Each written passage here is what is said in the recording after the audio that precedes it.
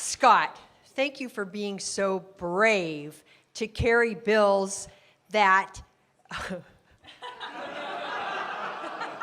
have caused my bills to be called the evil twin sister of his. Anyway, Scott is, as you know, for all of us, breaking new ground.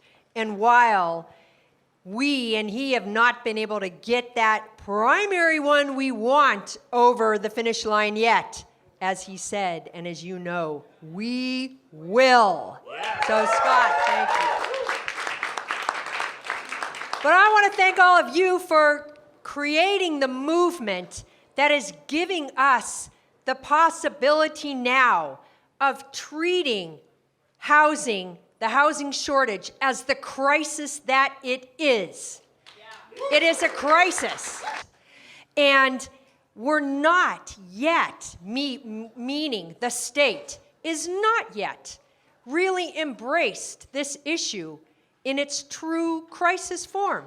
But you're loud and proud and courageous and brave, calling it out and organizing and being on the front lines is giving us the possibility to do so. So, yes, absolutely, clap. You know, I was very glad yesterday to be in LA and to stand with Governor Newsom and a number of other colleagues to have the production part of the 3 Ps, those bills get signed. And I called my bill the Housing Crisis Act.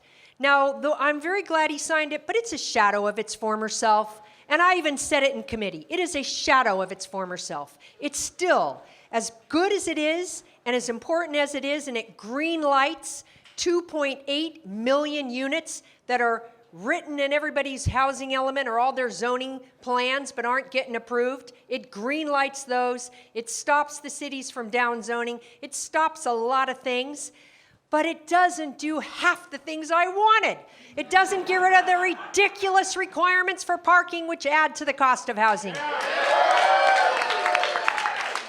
And it didn't put a cap on the damn fees, which are so interfering with housing.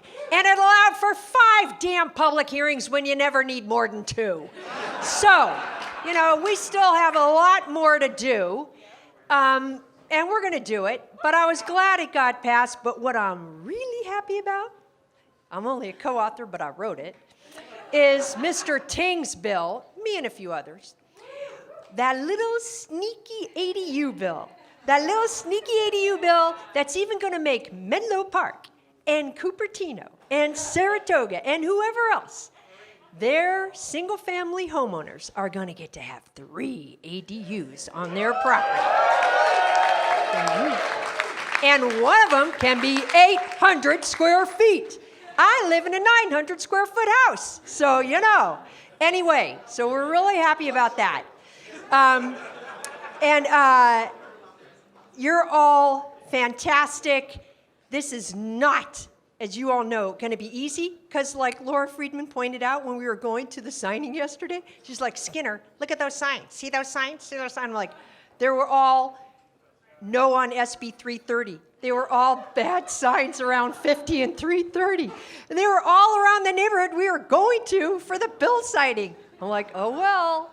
Anyway, thank you, thank you, thank you, and we will keep up the fight. And now, my wonderful colleague, Assemblymember Buffy Wicks, who, while she wasn't labeled by the mayor of Berkeley as the person who declared war on Berkeley's neighborhoods, I'm sure he thinks that, but we're bringing him around. We're bringing him around. Anyway, but she was courageous enough to run in that area and to be clear that she supports housing bills like SB 50. And she was, if you saw or attended any of those candidate nights where all the rest of the candidates are all like, oh, that's terrible, or oh, that's going to destroy the character of our neighborhoods. Of course, we're all excluded from living in them, but whatever. You know, and on, and she held her ground, and then guess who won? Buffy. Assemblymember Wick. Thank you.